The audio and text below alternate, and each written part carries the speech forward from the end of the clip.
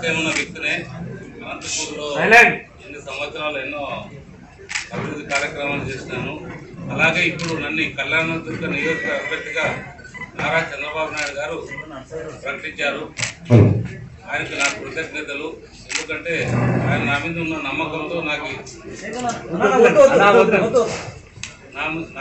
నమ్మకంతో ఆయన టికెట్ కేటాయించడం జరిగింది.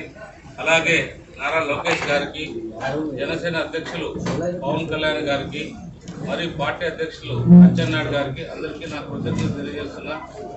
నేను ఇన్ని సంవత్సరాల తర్వాత ప్రజా జీవితంలోకి మొట్టమొదటిసారిగా 29వ తారీఖు అంటే మర్నాడు బేస్తవారం కళ్యాణదుర్గం నియోజకవర్గానికి వెళుతున్నాను. ఆ రోజు నుంచి కూడా ఎప్పుడూ ప్రజాసేవలో ఉండాలని నిర్ణయించుకున్నాను. నా వ్యాపార సంస్థలన్నిటికీ కూడా నేను రాజీనామా చేసి నేను ఆ రోజు నుంచి నిత్యం ప్రజలతో ఉండాలనే సంకల్పంతో నేను ఉన్నాను. మరియు కళ్యాణదుర్గం చాలా వెనుకబడిన ప్రాంతం కాబట్టి ఆ నియోజకవర్గం అయితే నాకు బాగుంటుందనే అభిప్రాయంతో దాన్ని ఎన్నుకోవడం జరిగింది. ఎందుకంటే అక్కడ చాలా మౌలిక సదుపాయాలు కూడా లేవు. అలా అని మరి ఏ విషయంలో కూడా అక్కడ వెనుకబడిన ప్రాంతమే, రోడ్లు లేవు. మరి వాళ్ళకి ముఖ్యమైన ప్రాజెక్టు బీటీపీ ప్రాజెక్ట్ ఉంది. దాన్ని సకాలంలో పూర్తి చేస్తాను. ఎందుకంటే అది ఆ ప్రాజెక్ట్ అనేది చాలా ఆ నియోజకవర్గ ప్రజలకు చాలా అత్యంత అవసరము. 120 చెరువులకు నీళ్లు వెళ్తాయి. వాళ్ళకి తాగునీరు, సాగునీరు రెండు కూడా అందుతాయని తెలియజేస్తున్నాను. అలాగే మరియు కళ్యాణదుర్గంలో రోడ్లు కావచ్చు, మరి హాస్పిటల్స్ కావచ్చు, స్కూల్స్ కావచ్చు, ఏదైనా ఇండస్ట్రీకి సంబంధించిన ఇండస్ట్రీస్ కావచ్చు, అన్నీ కూడా నాకు చేతనంత వరకు కృషి చేసి పార్టీ అధ్యక్షుల వారికి మరియు పార్టీకి కానీ అక్కడున్న కార్యకర్తలకి, నాయకులకు కూడా, ప్రజలందరికీ కూడా పూర్తి అందుబాటులో ఉంటూ అక్కడే నివాసం కూడా ఏర్పరచుకుంటున్నాను. వాళ్ళకి అన్ని విధాలుగా నేను దగ్గరగా ఉంటాను.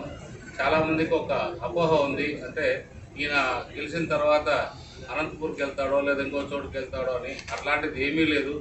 ఖచ్చితంగా నేను వెళ్ళే మర్నాటి నుంచి కూడా నేను అక్కడే వాళ్ళతోనే ఎల్లవేళలా ఉంటానని తెలియజేస్తున్నా. అది దాంట్లో ఏ విధమైన అభిప్రాయ భేదాలు లేదు.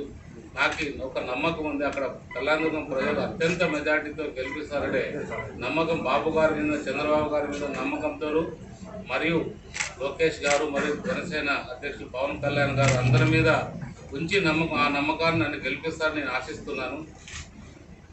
అలాగే నేను వెళ్ళే 29వ తారీఖు ప్రజలు, కార్యకర్తలు, నాయకులు అందరూ నేను వాళ్ళందరికీ తెలియజేస్తున్నా. ఆ రోజు నేను 10 గంటలకల్లా కళ్యాణదుర్గంలో ఉంటాను.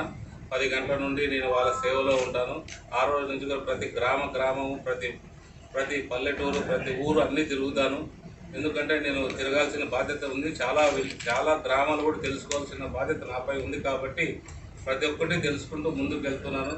ముఖ్యంగా మీడియా మిత్రులకు తెలియజేయడం ఏమంటే, మీరు అడగొచ్చు అది ఏంటి మీకు తెలుసు అని. దయచేసి కూడా నేను ఒక 6 నెలలలో ప్రతి ఇంటిని సందర్శిస్తాను, ప్రతి గ్రామాన్ని సందర్శిస్తాను, ప్రతి సమస్యను తెలుసుకుంటాను. అన్ని సమస్యల్లో ఒక 6 నెలల లోపల ఒక రూపురేఖలు తెచ్చి నేను దాన్ని మా అధ్యక్షుల వారితో చర్చించి అన్నీ కూడా వచ్చేటట్టు చేస్తా. అందరితో కూడా పరిచయాలు ఏర్పరచుకుంటా.